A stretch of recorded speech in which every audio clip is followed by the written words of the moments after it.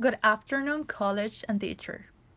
The topic to talk about today is Love and Goal of Arlie Russell, and we will inquire about what migration means to him, personal relationships, and how it affects the detachment of the mother in the life of the children, as well as the economic stability to provide a better quality of life for the children.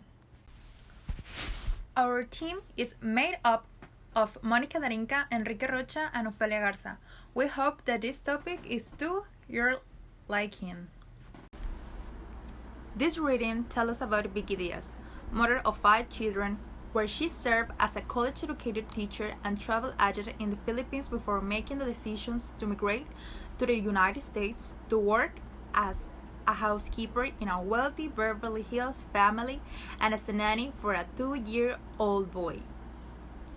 She mentioned it in the interview that she left her children when they were still young, plus the fact that her husband didn't object because he knew it was the only way she could support her family.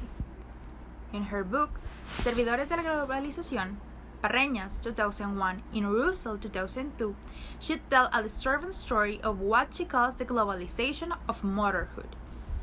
She earns $400 a week, and Vicky, in turn, pays the domestic worker who lives with her own family in the Philippines $40 a week. Living like this isn't easy for Vicky and her family. Vicky is a part of a global care chain, a series of personal links between people across the globe based on a paid or unpaid work of caring. A typical global care chain might work something like this. An older daughter from a poor family in a third world country cares for her siblings while her mother works as a nanny caring for the children of a nanny migrating to a first world country who in turn cares for the child of a family in a rich country. With the passage of time, it has been possible to observe that professionals have moved from poorly equipped hospitals, impoverished schools, and other workplaces because they are third world, where they look for better opportunities and better wages, and that's why they go to first world countries to achieve it.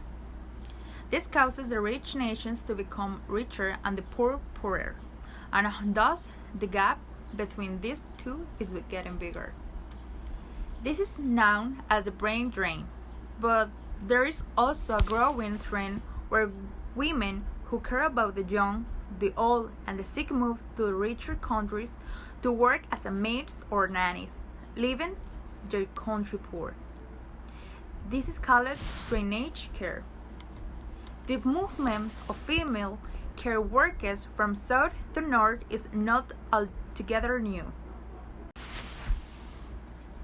Since the 1940s, the gap between north and south was widened. In 1960, for example, the nations of the north were 20 times richer than those of the south. By 1980, the gap had more than doubled, and the north was 46 times richer than the south. In fact, according to a United Nations Development Program study, 60 countries are, in absolute terms, worse off in 1999 than they were in 98. Multinational corporations are the muscle and brains of the global system. As William Grader in Russell 2002 points out, the 500 largest such corporations, 168 in Europe, 157 in the United States, and 119 in Japan, having increased their sales sevenfold last 20 years. The multinationals create some jobs in poor countries through the small enterprises and farms they put off business. They are one engine of this growing inequality.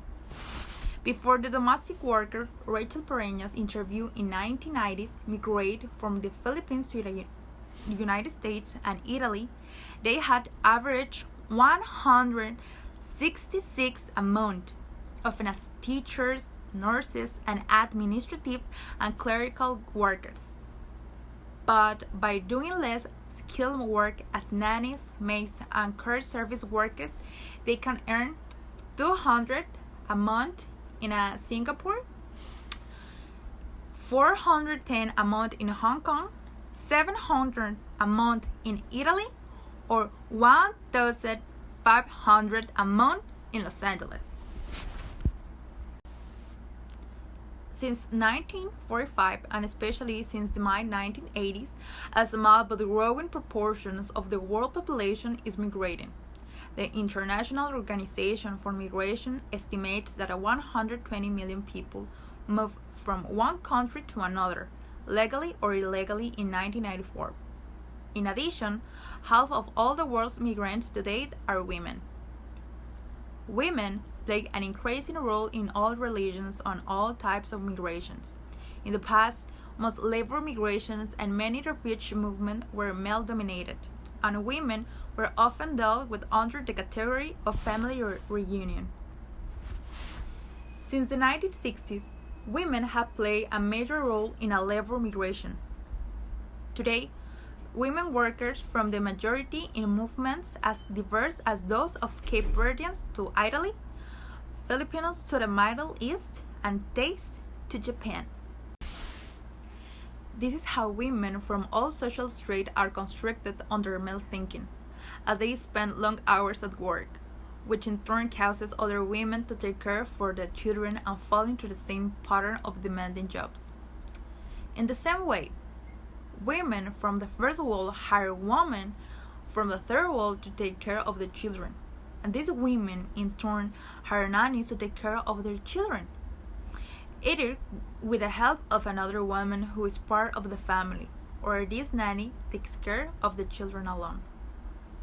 As Russell 2002 mentioned, but first and third world women are small players in a larger economic game whose rules they have no written.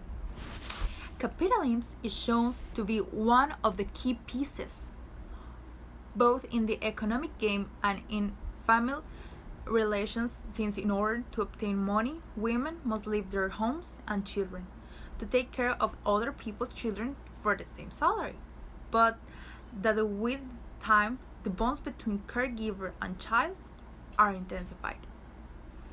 From the author's perspective, it speaks to the love that immigrant women give to the children they care for, and how their relationships with their children is certainly affected, since in the absence of communication or relationship as close as those with American children, the interest of either part is lost, resulting in negative actions by the children of immigrant women.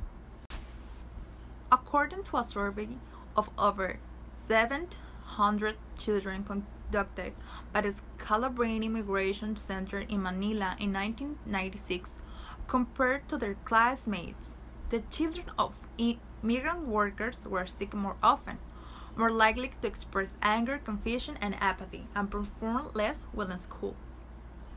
Parents play an important role in their children's lives as they learn about bonds of affection during childhood. So when parents gave to migrate, feeling of confusion and violence arise in their children that may even end in suicide. So Lin Wang in Russell 2002 maintains that the time and energy that these workers devote to their employers' children are diverted from their own children. However, Freud said that we don't withdraw and reverse the feeling, but displace or redirect it. That is, we don't give up a feeling, but find a new object for it. This is how immigrant women redirected the love they felt for their children to the children they care for. A clear example of this is when Maria, a domestic worker, said she felt closer to Anna, the girl she cares for, than to her own children. Not because she will stop loving them, but because she redirected the feeling of motherhood to Anna. To this same Russell 2002 affirms that love is a precious resource that owes its very existence to a peculiar cultural alchemy that takes place in the land to which it is imported. Maria, like many other immigrants' mother, gave more maternal attentions and care to their children of her bosses because of the affection these women received from their families or friends. The United Nations Declaration on the Rights of the Child implies that love, too, is like a resource, but this resource is renewed since we can share it. The more we love and are loved, the more deeply we can love. Marx talked about the fetishization of things, not of feelings. We unwittingly separate the love between nanny and child from the global capitalist order of love to which it very much belongs. Today has love and care become the new goal? The female part of the story has grown promising. In both cases, whether through the deed of disclaimment of their parents, third world children pay the price.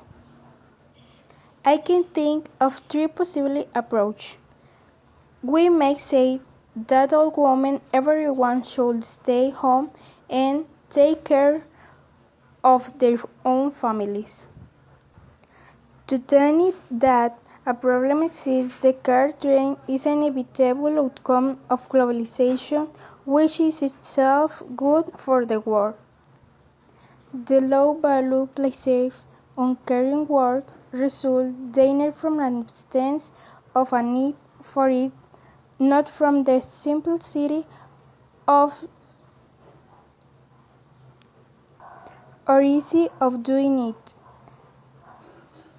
Rather, the declining value of child care results from a cultural politics of inequality. It can be compared with the declining value of basic food groups relative to manufactured goods on their international maker.